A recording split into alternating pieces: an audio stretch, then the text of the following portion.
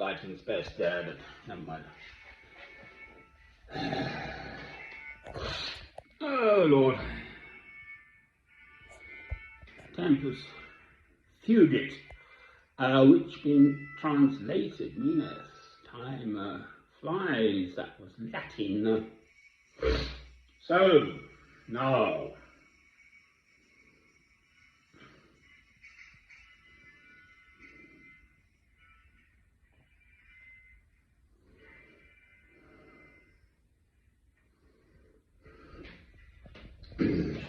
I just looked him up. David Cameron, the former Prime Minister of Britain, an old Italian, my dad, is actually 10 years younger than me. I'm 50. No, sorry, I'm 64. I'm born in 1956. He's born in 1966. So, and he was Prime Minister of Britain, for heaven's sake.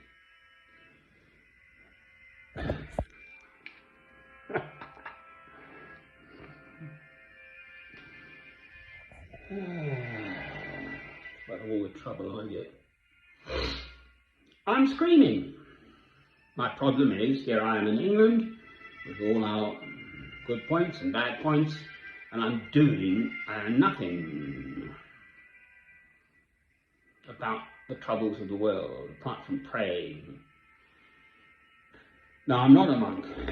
I want to do something about it. I'm far, far, far too honest to be a politician. No way am I into back scratching and all that stuff, which is obviously what politicians have to get up to. I'm a straightforward, ordinary Christian. I don't get visions, I don't get all sorts of stuff. I'm just a human being living in this world, God's world, as a Christian.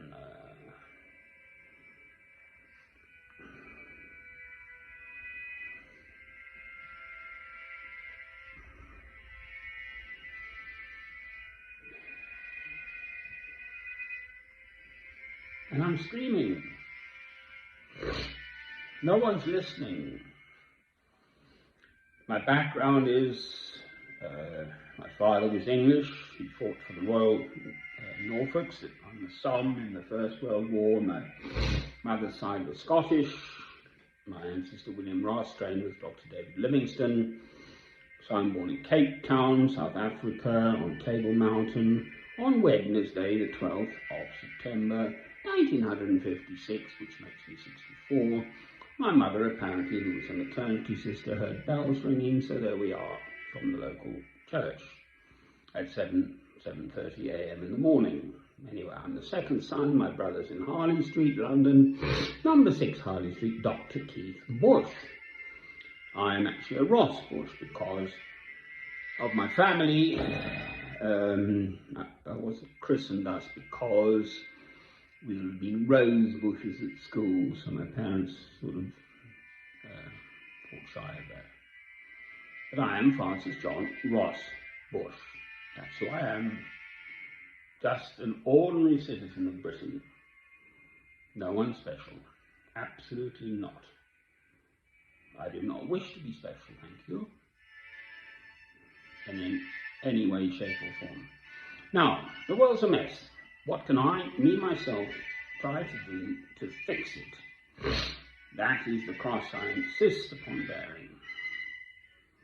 I'm warm and dry and fine. I listen to the BBC World Service, so read all through the night, and then I'm ready for this morning.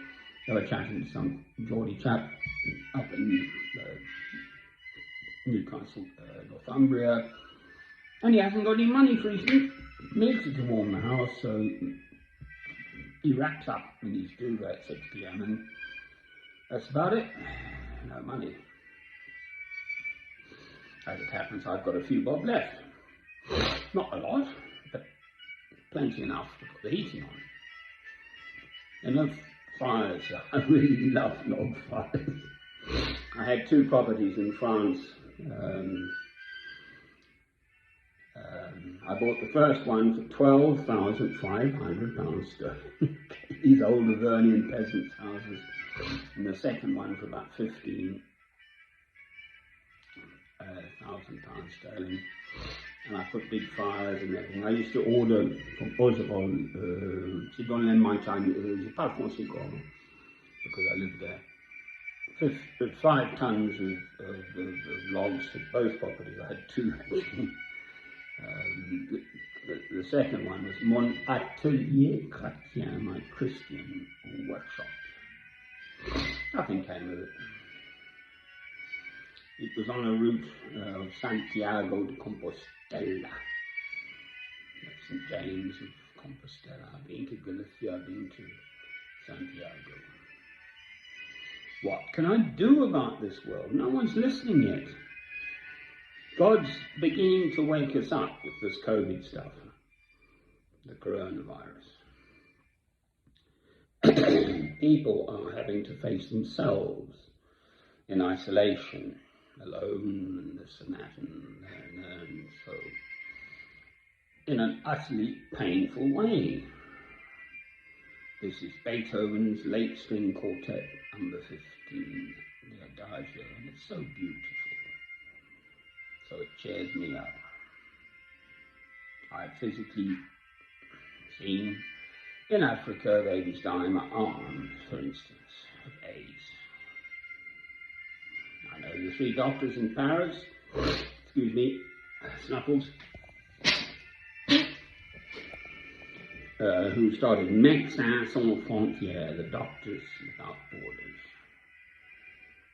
Why should us medics put plasters on when the politicians continue to sell the arms to everyone? Saudi Arabia for oil. Ooh, I feel strongly about that. If I were Prime Minister, and remember I'm older than David Cameron, I would just issue an order and close down the whole of British aerospace. Bang, just like that. Bang. And say, this is evil. This is wrong. The Queen of Britain is the supreme governor of the Church of England, but she's the head of the army. So if Britain, the politicians, decide to go to war to kill people, then she'll sign the papers and off the Brits go, yet again. Boy, do I disagree. My father left England, he went to Africa, to Ghana and the Gold Coast. He ran the railways in Takoradi and Sekondi. I've got pictures of him with centre parted, you see, and the hair, his Sam Brown belt and everything. Royal Norfolks.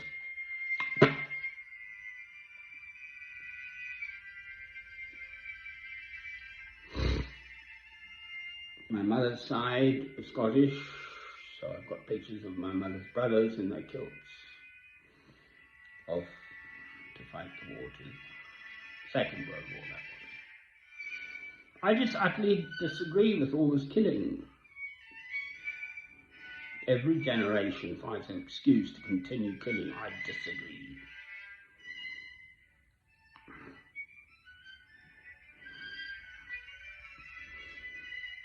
God has given us 2 commandments. Love God, love your neighbour as yourself. It couldn't be simpler. With love in your heart, you can't even think about committing untoward acts of violence against your neighbour, whomever they may be, for whatever reason. Amen. But no one's listening. COVID is just God's little dipping his toe in the water. If he were a big old geezer with a big beard, lots of hair, in a cloud somewhere, I am not God. I'm just another human being.